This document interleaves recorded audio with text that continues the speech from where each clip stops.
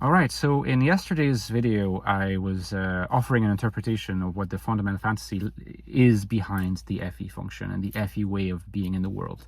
What about the SE way of being in the world? Now, that's always going to be a little trickier for an INFJ to look at this because the INFJ doesn't necessarily have a good grip on the ways of SE. SE is often not consciously activated in INFJ life. However, first of all, it's still possible to develop a keen understanding of how SE works, right? But also, SE has that virtue, if we can call it a virtue, of course, of being kind of obvious in SE users, and especially SE dominants and SE auxiliary people. So it's kind of it's such a visceral function. It's such a direct and kind of sensual function that it's hard to ignore.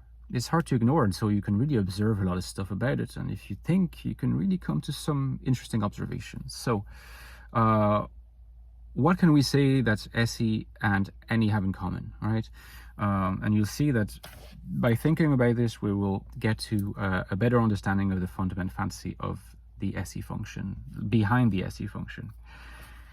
It's obviously adventurousness, unending curiosity, a need for novelty, a need for new experiences, right? Constantly feeding yourself with, or just like latching on to seeing new things, experiencing new things. Now, by saying this, we've already used kind of in some ways, a slightly primitive vocabulary. So that would be very useful since we're trying to link all this back to primitive experiences and representations linked by affects. As you know, that's the very definition of fantasy.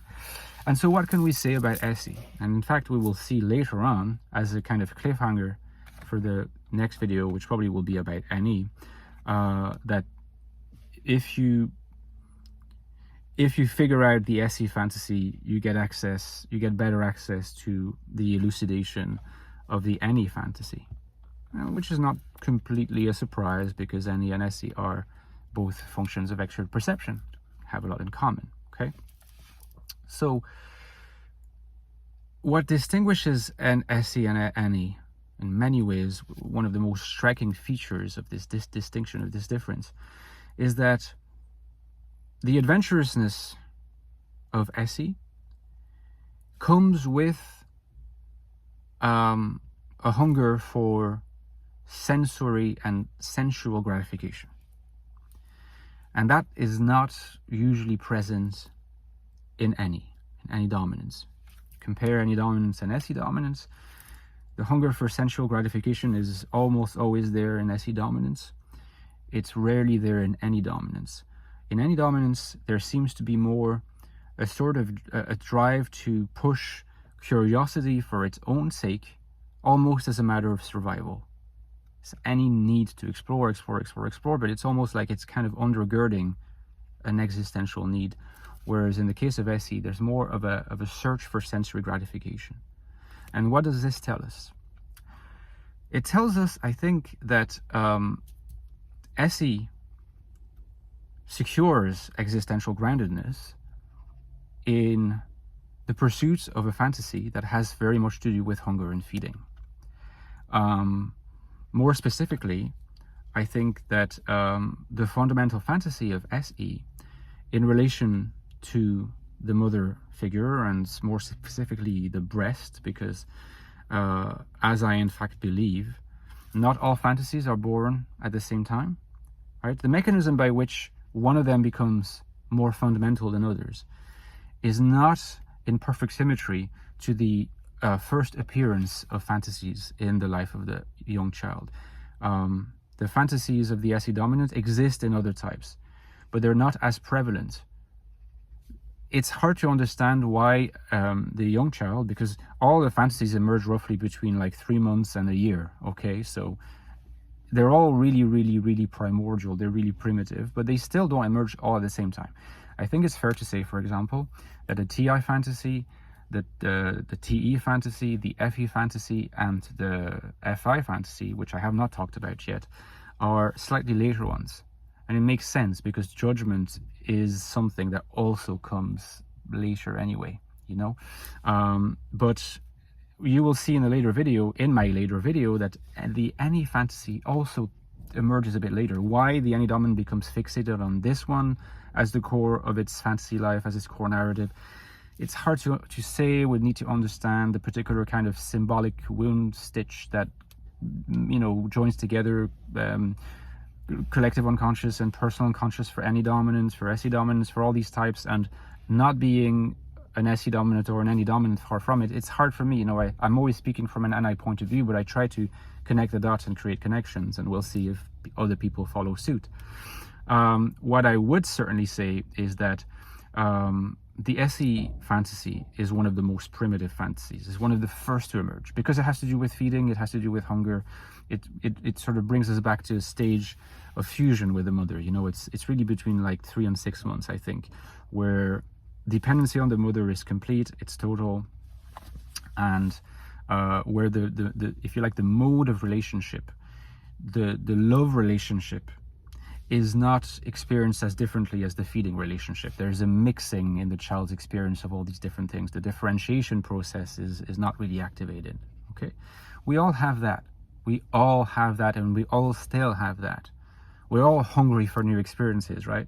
But in SE dominance, it's just front and center in terms of the fantasy life that activates and sets in motion desire and the quest for meaning, okay, in our lives and how we make sense of our lives.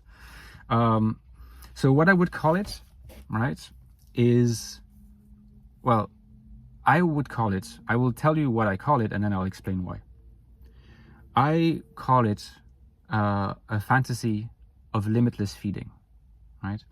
A fantasy of limitless feeding. But I'm open to further elaborations, because what the SE, like what SE essentially fantasizes, is an infinitely bountiful breast, facing, again, the fear of becoming dissociated from the mother, a fear of fission as opposed to fusion, right? So fusion, they're together; fission, they're separated.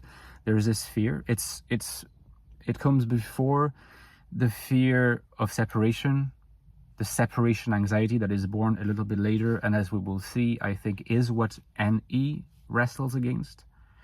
In SE, it's a bit before that. All happens within a year's span. Remember, this is very early, but there's more a fear of fission in the case of SE, the end of fusion. And so to counteract this fear, SE fantasizes that the breast is simply inexhaustible, that its nutrients, its delicious milk will never be exhausted. So fantasy of limitless feeding. And so you can really sense here the emotional and existential reassurance with the sensory gratification of tasting the delicious milk. Now, that's a blueprint for the later mode of being in the world that is primarily invested in SE dominance. Okay, guys? That's a lot to wrap your head around, so I'll leave you with this. Don't forget, guys, to give me a like if you enjoyed this video. I know I put a lot of effort into the thinking that goes into these videos. For better referencing, I need your likes, your thumbs up. Costs you nothing, so please do it. Subscribe, and of course, my Patreon page, guys. I need your support more than ever. Could not do this without you. If you want to continue hearing about all these interesting, bits of research as we remain at the cutting edge, I really need your support. So please consider supporting me. The link is below. It's not expensive. It's only a few dollars a month, or a few euros a month, or a year. You can choose either per year or per month. And in return, you get cool perks, of course, like a whole library of deep dives, like exclusive videos that I make for patrons, as well as our Discord server. Come hang out with me and with the others on Discord. We're there pretty much every day.